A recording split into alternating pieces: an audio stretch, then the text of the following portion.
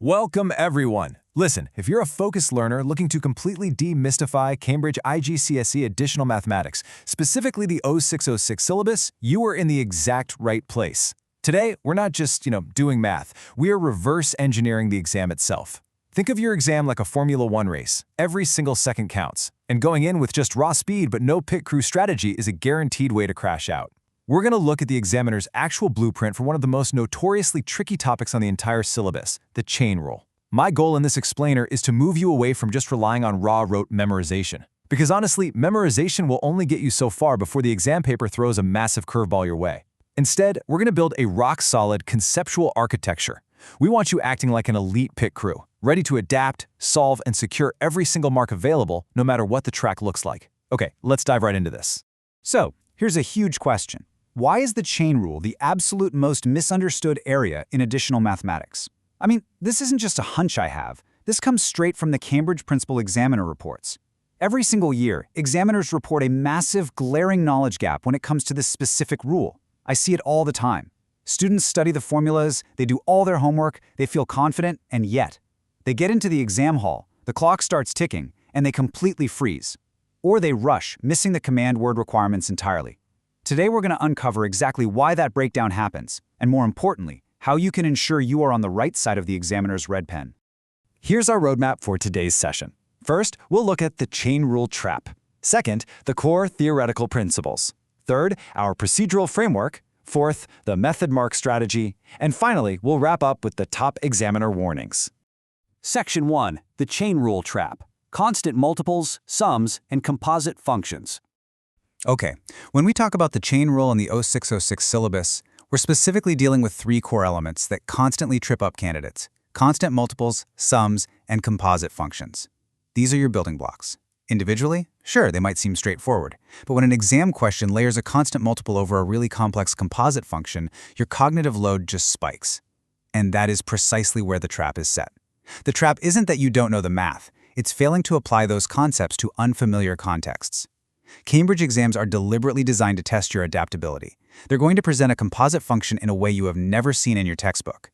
If your brain is locked into a rigid pattern, you're going to fall right into the trap. You need flexibility. And hey, before we continue, subscribe to our YouTube channel Ace the Exams, @acetheexams_IGCS to excel in your Cambridge examinations. Click that subscribe button and hit the bell icon right now so you never miss out on these essential exam strategies. Now, take a look at the difference between an average student, let's call him Alex, and a top-tier candidate. On the left, we have Alex with his superficial breadth. Alex overloads his brain with raw math facts. He memorizes what the chain rule formula looks like, but he has no analysis. He doesn't know why it works. Then, on the right, we have analytical depth. This is the holy grail, guys. The official assessment framework heavily prioritizes analytical depth, which means having a connected conceptual understanding.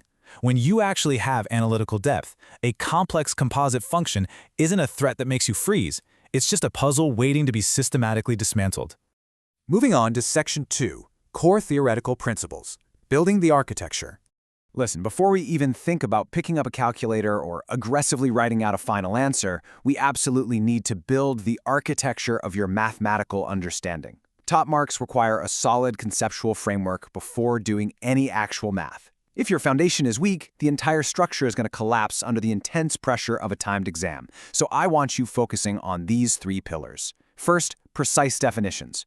You need to know exactly, without a doubt, what distinguishes a sum from a composite function. Second, causal relationships. If I apply the chain rule here, what is the exact mathematical cause and effect on the inner function? But this third point, this is your secret weapon: integration with other syllabus areas. The principal examiner reports explicitly state that candidates who reference cross-topic connections achieve significantly higher marks. The chain rule doesn't just exist in a vacuum, right? It connects to kinematics, to rates of change, to tangents and normals. When you start seeing those connections, you elevate your answer from just being descriptive to highly evaluative. Section 3, the procedural framework, from theory to execution. All right, so you have the analytical depth. Now you need the technical methodology for exam day. This is like your pit crew strategy. This is where we turn your conceptual knowledge into cold, hard marks on the paper. I want you to treat these 5 steps as your ultimate, non-negotiable problem-solving framework for the chain rule. Step 1, deconstruct the question. Don't just casually read it, attack it. Decode those command words immediately. Step 2, extract the relevant data. Pull out the constant multiples and the inner functions. Step 3. Select your analytical framework. Ask yourself, are you setting up a chain rule for a trigonometric function or a polynomial? Step 4. Execute with clear notation. This is absolutely vital. And Step 5. Present with correct terminology. If you vigorously and strictly follow this sequence, you eliminate those careless, rushing errors, and you prove to the examiner that you are in complete, 100% control of the mathematics. Let's look a bit closer at Step 5, because, honestly, presentation matters immensely. A lot of students, let's call this type of student Sam, rush through the paper, miss the command word requirements, and write their answers all over the place. The sources make it super clear that your information must follow strict conventions, proper headings, correct terminology, appropriate formats, and clear annotation. Formatting is not just about making your paper look pretty for the examiner, it is a professional skill that demonstrates logical, structured reasoning. If your working is chaotic, the examiner literally assumes your thinking is chaotic. Now stop scrolling. Subscribe to our YouTube channel Ace the Exams at Ace the Exams IGCSE to excel in your Cambridge examinations. We've helped thousands of students improve by 2 to 3 grade boundaries. Join them right now by subscribing to Ace the Exams IGCSE and turn on all notifications so you never miss our weekly exam strategy sessions.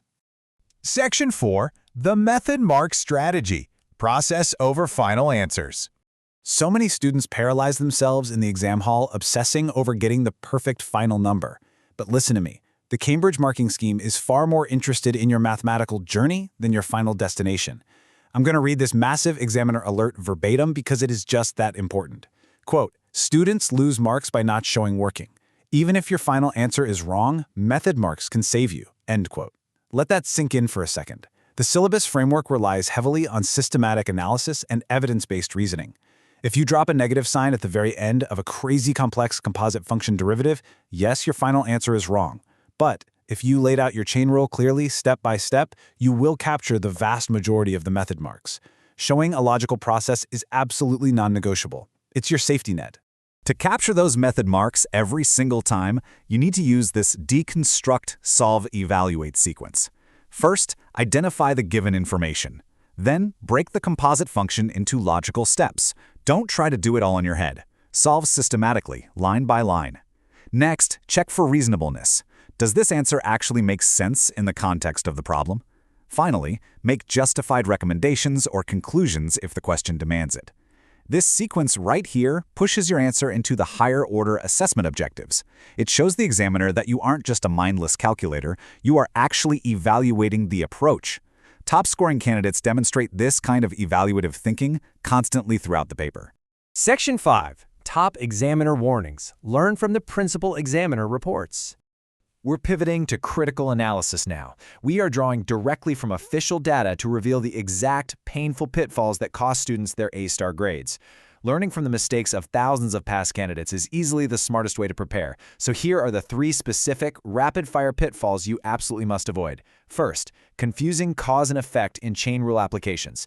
This happens when students differentiate the inside function, but then they completely forget to multiply it by the derivative of the outside function, or vice versa. The causal relationship just breaks down. Second, forgetting to check format and presentation. Like we talked about with our hypothetical student Sam, messy, rush notation loses easy marks. Third, providing answers not specific to the given context. If a kinematics question asks for a rate of change in centimeters per second and you just write down a generic algebra expression without evaluating it, you failed to connect your analytical depth to the unfamiliar context. Now, I want to give you a concrete tool you can use right before you walk into the exam hall, the visual story method. This is a brilliant memory hack where you use narrative visualization to encode really complex concepts. For the chain rule, I want you to imagine peeling an onion. The outer layer of the onion is your main outside function. You have to carefully peel it or differentiate it first, while keeping all those inner layers completely intact. Then, and only then, you step inside and peel the next layer, multiplying as you go. Creating a simple, vivid visual story like this locks those causal relationships into your brain far better than just staring blankly at a textbook formula. It's a total game changer. Okay, let's wrap this whole thing up. The absolute key takeaway from this explainer is that mastering the chain rule in additional mathematics is about a structured, pit crew style methodology, not rote memorization. You need that analytical depth, a bulletproof procedural framework, and the discipline to actually show you're working to grab those critical method marks. Next time you sit down to study, I want you to ask yourself a hard question. Are you just practicing to get the right answer, or are you practicing to prove the right process to the examiner? Students who implement these exact mathematics strategies see an average improvement of 2 whole grade boundaries, but that only happens if you practice consistently. So here's your final reminder. Subscribe to our YouTube channel, Ace the Exams, at acetheexams_IGCSE to excel in your Cambridge examinations. Subscribe right now to acetheexams_IGCSE and click that bell. Don't let another exam pass you by. Also, drop a comment below with your target grade for mathematics and the biggest challenge you're facing right now. Our team responds to every single comment. Like and share this video with a study partner. Ace the Exams. Your Cambridge success starts here.